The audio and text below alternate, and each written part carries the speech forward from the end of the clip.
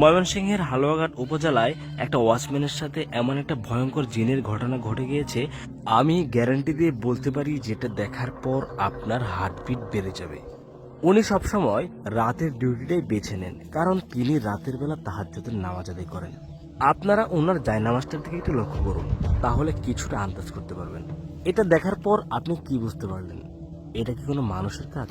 আচ্ছা থাক, সামনে গিয়ে নিজ চোখেই দেখে নেব এটা কিসের কাজ। ওনার পিছনে এত কিছু ঘটে গেলেও তিনি কিন্তু এখনো ঘোরা করেও টের পাননি তার সাথে কি ঘটতে চলেছে। তিনি যখন ওযু শেষ করে তার ব্যাগের দিকে এগিয়ে আসলেন, তখন দেখতে পেলেন সেখানে তার ব্যাগ নেই। যখন জায়নামাজের দিকে তার নজর পড়ল, তিনি পুরোপুরি ভয় পেয়ে যান। আসলে তার জায়নামাজটা এখান থেকে ওখানে কিভাবে চলে গেল? এ কথা ভাবতে ভাবতে তিনি জায়নামাজটাকে আবারও আগের জায়গায় নিয়ে যান, কারণ তিনি যেহেতু নিজ চোখে কিছু দেখতে পাননি, তার মনে হয়েছে এটা বাতাসের কাজও হতে পারে। তিনি আবারও সেই জায়নামাজটিকে আগের জায়গায় বিছিয়ে নামাজের প্রস্তুতি নিতে থাকেন। তিনি আল্লাহু আকবার বলে নামাজে দাঁড়িয়ে যান। নামাজে দাঁড়ানোর পর থেকে তার মনে হচ্ছিল তার আশেপাশে কোনো অদৃশ্য শক্তি ঘোরাফেরা করছে, কিন্তু তিনি বিষয়টিকে তেমন পাত্তা দিলেন না। তিনি নামাজ চালিয়ে যাচ্ছেন, কিন্তু যত সময় গড়িয়ে যাচ্ছে ততই তার কাছে মনে হচ্ছে তার সামনে পিছিয়ে কোনো অদৃশ্য শক্তি বসে রয়েছে।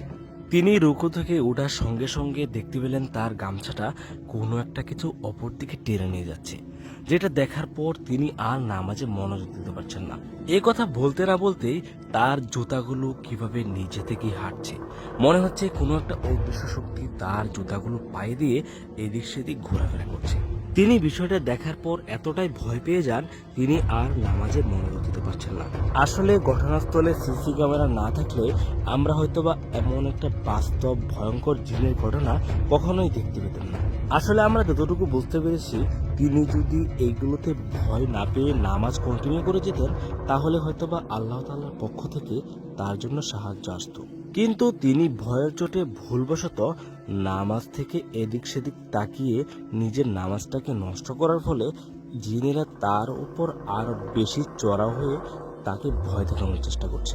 আসলে মানুষ যত বেশি জিনদেরকে ভয় পায়, তারা তত বেশি মানুষকে ভয় দেখাতে মজা পায়। উনার বিছানার দিকে খেয়াল করে দেখুন তো, এটা কিভাবে নিজে থেকে পিছন দিকে চলে যাচ্ছে। আপনার মনে হতে পারে এই ব্রাঞ্চের পিছন থেকে কোনো একজন মানুষ এটাকে বসে বসে টানছে, কিন্তু না, আসলে এটা জিনের কাজ। আপনি বিশ্বাস করেন বা না করেন, এটা মূলত জিনেরই কাজ। এবার উনার অজু করার জন্য যে মগটা ছিল সেটার দিকে লক্ষ্য করে দেখুন, সেটা কিভাবে শূন্যে ভাসছে। এটা কি আসলে মানুষের কাছে হতে পারে? উনি যখন দেখতে পেলেন এটা শূন্যে ভেসে উঠছে, তখন তিনি ভয়ে থ মেরে যান। এক দৃষ্টিতে সেদিকে তাকিয়ে থাকেন।